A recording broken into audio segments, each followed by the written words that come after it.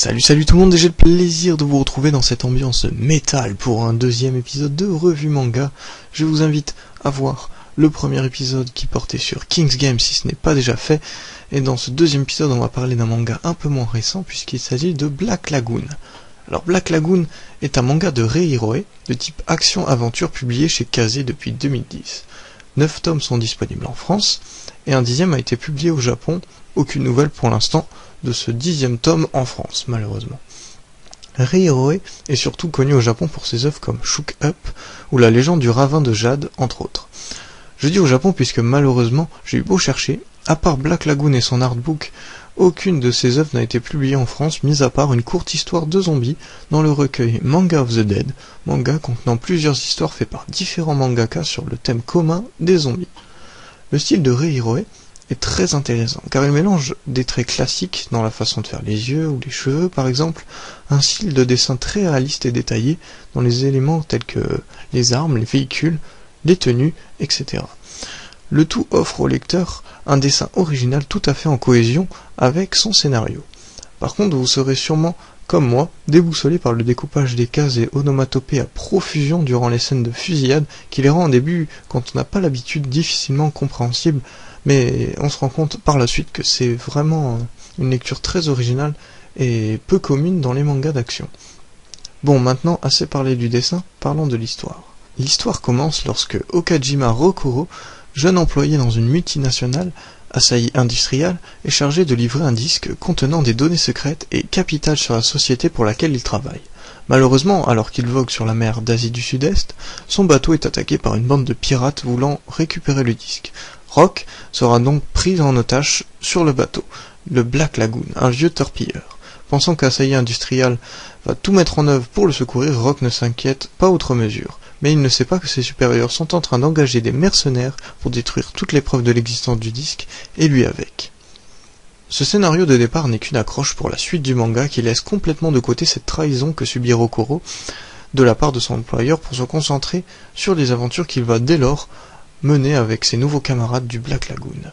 Le manga prend alors une tournure très sympathique puisqu'on l'on découvre avec Rock les dangers de la piraterie du Pacifique. Premier point fort du manga, eh bien sa lecture on voyage tout simplement, et on apprend. On voyage d'une part car chaque arc du manga propose quasiment à chaque fois un nouveau décor. Thaïlande, mer des Philippines, Japon, et par le biais de flashbacks et d'autres personnages, on passe par la Russie, la Colombie, l'Arabie Saoudite, et j'en passe. On apprend aussi pas mal de choses historiques et culturelles sur la guerre du Vietnam par exemple, mais aussi sur les échanges et conflits entre mafias et autres organisations de malfrats. Et oui, parce que vous allez en croiser des malfrats dans la ville du péché, la ville de Rohanapur. L'ambiance malsaine de cette ville inventée par l'auteur est parfaitement rendue et tend à rappeler la cité de Saigon au temps de la guerre du Vietnam, ou même la ville du jeu vidéo Grand Theft Auto Vice City. Très vite, les organisations criminelles les plus influentes du monde entier se sont intéressées à cette cité du crime et s'y sont implantées. La mafia russe est en effet présente à Rohanapur, et par l'intermédiaire de l'hôtel de Moscou.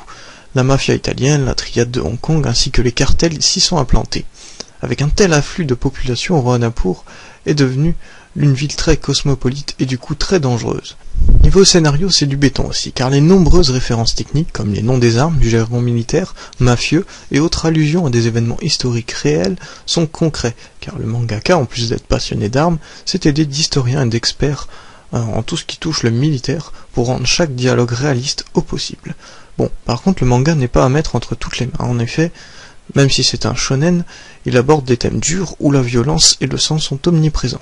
Horreur de la guerre, tragique destin d'héritiers de clans mafieux, pédophilie, terrorisme, marché noir. Et je dis ça aussi parce que les personnages sont souvent en train de boire, de fumer ou de se droguer, ce qui rend aussi pour effet de les rendre encore plus humains vis-à-vis du lecteur. Vous me direz en entendant ça que ce n'est pas un manga qui intéressera les filles. Eh bien détrompez-vous mesdemoiselles, si vous en avez marre des filles typées idiotes, maladroites, qui a besoin d'un homme pour la protéger dans les mangas, Black Lagoon est pour vous. En effet, comme le mangaka l'explique très bien dans l'interview que l'on trouve en fin de tome 8, il tient en horreur ces stéréotypes machistes dans la plupart des mangas qui placent les femmes en position de faiblesse face aux hommes. Je le cite. Je veux que les filles soient des monstres, voire plus terrifiantes encore. Une part de moi est incapable de fantasmer sur les camarades de classe et autres amis d'enfance dont les mangas regorgent. J'adore plus particulièrement cette phrase qu'il dit juste après. Continuons à dessiner des mangeuses de puceaux. Ce qui est intéressant aussi, c'est que l'on suit des méchants au final dans l'histoire, et non des gentils comme on a souvent l'habitude. De ce fait, on voit ce monde de malfrats et de criminels autrement, plus comme des adversaires la plupart du temps, et même comme des alliés, que comme des ennemis. Témoin privilégié de ce monde à part, les dessous du crime organisé sont tantôt prétexte au ridicule, tantôt au sérieux. Black Lagoon, c'est donc un cocktail explosif mêlant humour noir, violence, vulgarité et scènes d'action spectaculaires et décapantes.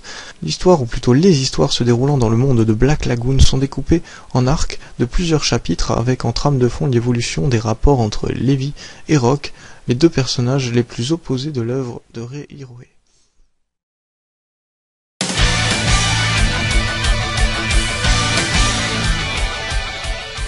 Pour parler de l'édition maintenant, les 9 tomes sont disponibles chez Kazé en France. Vous voyez qu'ils rendent assez bien sur votre étagère. Là, je les ai mis côte à côte.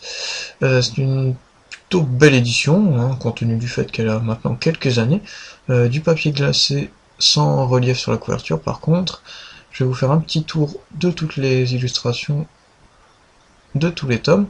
Chaque tome est disponible officiellement sur le site à 6,99 €. Vous aurez sûrement du mal à les trouver vu que le manga date un peu en librairie, donc je pense que vous pouvez comme moi le trouver un peu moins cher maintenant sur internet.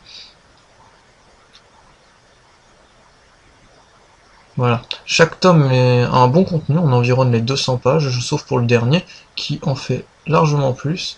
On a le petit bonus en fin de tome très souvent, quasiment à chaque fois, avec des petites histoires marrantes avec nos personnages. Et le post-face en fin de tome, quelques pubs, donc les remerciements. Là, on a en début de tome les illustrations avec les descriptifs des personnages importants, ceux qui apparaissent dans l'arc et ceux qui apparaissent tout le temps, bien sûr, les principaux, avec le résumé aussi de l'histoire principale et de l'arc, le sommaire, et l'intérieur de couverture n'a rien de spécial.